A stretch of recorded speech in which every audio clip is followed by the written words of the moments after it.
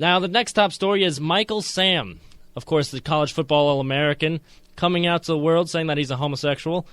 And, you know, a lot of people are saying, oh, this is fine, this is terrific. I mean, it doesn't matter. Guys just want to win the game, and, you know, that's my view.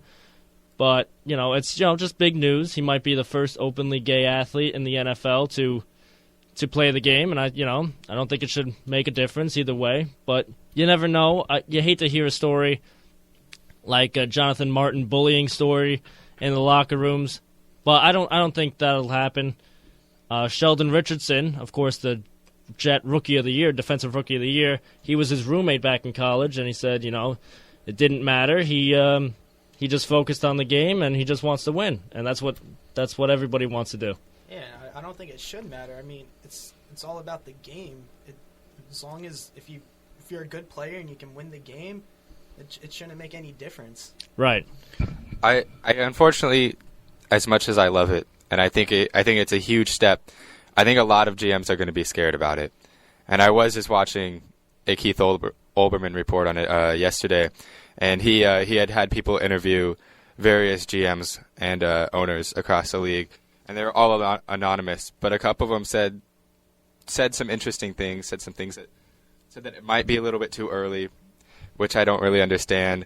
And a couple of them said that who really wants to be the first person to do that? Who wants to make that move? But there's a great counterpoint to that. Look at the Brooklyn Dodgers. Look at what the Brooklyn Dodgers did to break that color barrier, and now they'll go down in history for that. So whoever does draft Sam, and he will be drafted, he is a fantastic player, will go down in history. Oh, yeah, he's an All-American. It's just a matter of time of when he gets drafted, and if this even affects his draft status, which, you know, of course, you never know. I say it shouldn't, but you never know. These GM guys, they're older. They come from a different generation, so we'll see what happens with that. But it really shouldn't matter. And Sam's a great player. He's got 3 first names, so you know he's good. He's Michael Allen Sam, and you know he's a talent that I'm sure any NFL team would want. He's a defensive end, right? Or is he a linebacker? I think he's a linebacker. He's an outside linebacker? I think that's my favorite stat about him, that he has 3 first names. 3 first names. Yeah. Michael Allen Sam. I would draft him just for that. Yes, it's 3 first names. You usually hear the first name is the last name in like NASCAR. Like, of course, if you've ever seen Talladega Nights, Ricky Bobby. So that, of course, they made a comment about that. But Michael Sam, look out for him. He's a talented linebacker, and he should make any team happy, whoever drafts him. All right, last and final top headline. This one's going to the baseball world. Masahiro Tanaka, the new savior for the Yankees? Question mark. I sure hope so. Yeah, I think it shores up that starting rotation for the Yankees. Does it shore it up? I don't know if it shores it up. I mean, Michael Phelps is projected to be the 5th starter. I mean, if Pineda comes back and he's healthy, that could be a dangerous rotation. I mean, you have CeCe leading the way, followed by Kuroda as the number 2, yep. Tanaka as a 3. If his stuff translates, that's a dangerous top 3. And then you have Nova, who had a good end of the season. Yep. Hopefully he can keep pitching well for us. And then that fifth spot is going to come down to spring training, and Phelps, Pineda, those are the top 2 names right now. But you never know; there could be another guy that pops up. Of course, Atticus, you know a lot about Pineda, being from Seattle, where he's a standout rookie, right behind Felix Hernandez. So, what do you think? Do you think he's healthy? I was actually just going to say, don't sleep on Michael Pineda. He is a fantastic pitcher, and it was really unfortunate, one, to see him get traded to the Yankees, because everybody knows I'm a Mariners and a Mets fan. So it was very unfortunate to see him be traded to the Yankees, but also see him get hurt. I really wanted to see him thrive in the big city, and he got hurt right away. I think I named my fantasy team after him that year and drafted him, and then he got hurt. See, that's a good call. Yeah, but I definitely wouldn't sleep on him, and if he's the 5th man in your rotation, that is going to be a dangerous, dangerous rotation. Now, see, the problem with the Yankees' rotation is Kuroda had a great season last year. He kind of tailed off at the end, though. You know, it might be because of the age. he's an older gentleman. Yes. Especially in baseball terms. CC wasn't the same CC as we're used to seeing. I don't know if that's, he's just worn down. I think he was worn down throughout the season, facing injuries for the first time really in his life. Yeah. Being on the DL multiple times in a season. I know. I mean, we know that he's the workhorse. He's, consistently threw over 200 innings. Probably over 220 innings a few times as well. He's always one of those guys that could always go a complete game, give your bullpen a rest, but I mean, he wasn't really that guy last year.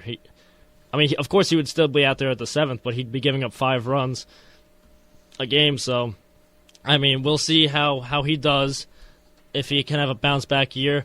Tanaka's being paid like an ace.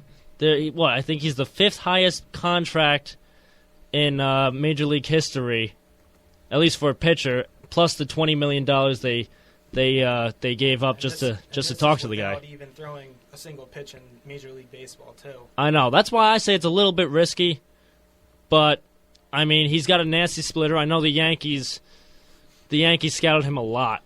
And they were saying that he actually used Major League Baseball when he was in Japan, and he would practice his splitter with the Major League Baseball, which is different from the Japanese baseball. Right, yes. So that could help him here. It gives him a leg up, at least. Helps. There's a good starting point for him with that. Yeah. Hopefully that will be a pitch for him to go to right away. Oh, yeah. The splitter's a fantastic pitch. Of course, it came about in, the 80s. And, the 80s. So, and his is nasty. His is one, people are already saying that it's one of the best. It just drops straight out. Yeah. People are saying it's already one of the best in the game so far. So, I mean, it's going to be exciting to see how he does. But, I mean, besides Yu Darvish and Hyun-Jin Ryu from the Dodgers, it seems like a few Asian pitchers that come from the Asian countries like Korea and Japan leagues and come over to play, they have really good starts, but they always kind of tail off towards year 3, 4. I was just going to say Daisuke. Yeah. Now on the Mets. Yep. He's been invited to spring training. I'm looking forward to that.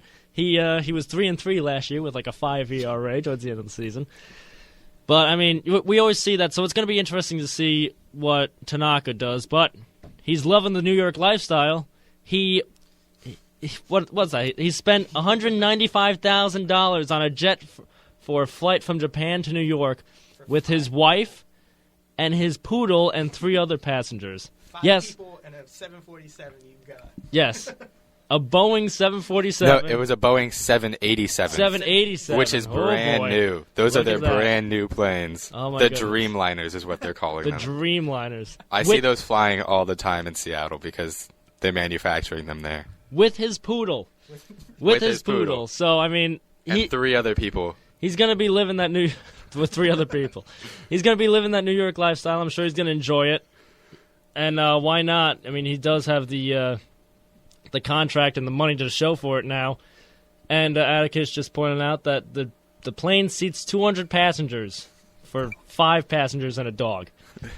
So, it's going to be exciting to see what he can do. It's always interesting to see players from other leagues come into the major leagues and see what they have. You have not only the Japan League, but you have the Cubans with Jose Abreu going to a new prospect going to the White Sox. He's going to be the first baseman there. They also have Yoenis Cespedes from Cuba. Of course, we all know all the Dominican Republic players and the Puerto Rico players. So it's interesting to see how they do in the major leagues. And, we've all seen these guys on the World Baseball Classic. So it's not like they haven't faced major league players or major league caliber players, but, I mean, consistently, it's going to be interesting to see. Joe Girardi actually said he's going to be the number 3 starter. Yeah. But with that kind of money, they're going to expect number 1 stuff from him. At least in the first season, they're going to definitely, they're paying him like an ace, but they want him to kind of translate into that number 2 role. Yeah, they're gonna wean him in. Yeah, gonna wean him in. And I think that's the right thing to do. I mean, you can't just throw him into the fire right away. Oh yeah, definitely. It's just that much money.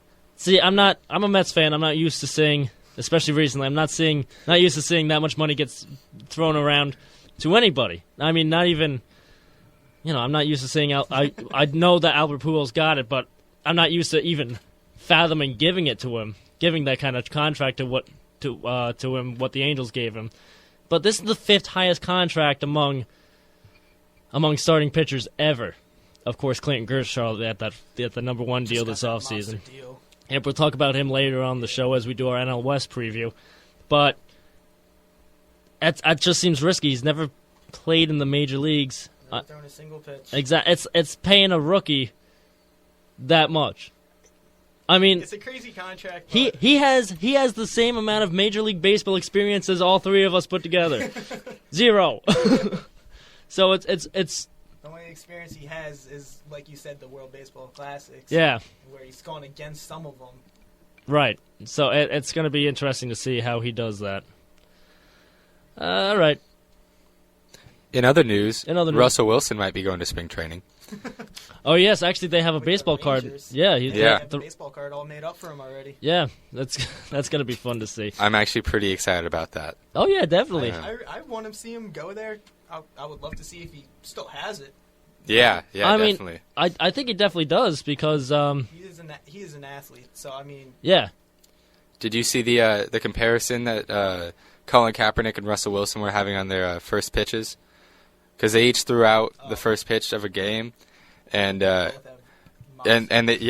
both were pitchers in high school, and I can see it in Kaepernick's game. Oh yeah, yeah, and they were actually both drafted. In fact, in the conference championships for football with the Patriots, Broncos, 49ers, and Seahawks. Only Peyton Manning wasn't drafted by baseball. Yep, only Peyton Manning. Yeah. But they Russell Wilson and Colin Kaepernick were comparing their first pitches, and they were both super fast. But I think one of them was a little high. I think I think Kaepernick's was high, and Russell Wilson's was a little bit slower, but more on point. I was going to say Kaepernick's had to be a little bit faster. Yeah, Kaepernick really whipped that one into when he threw out the first pitch for the Giants that one day. I remember that. I didn't see Wilson's first pitch. They were definitely much better than Carly Rae Jepsen's pitch last year. Oh my God, that was awful. That was really bad. That was a really bad pitch. But all right, we're gonna take a quick commercial break. Coming back with a bit of the news, and then we'll start talking about what's next. Oh yeah, of course, the world-renowned 2014 Olympics in Sochi, Russia. Sochi, Russia. So we're going to talk about the problems, the medal counts, things of that nature. So stick around. You don't want to miss it.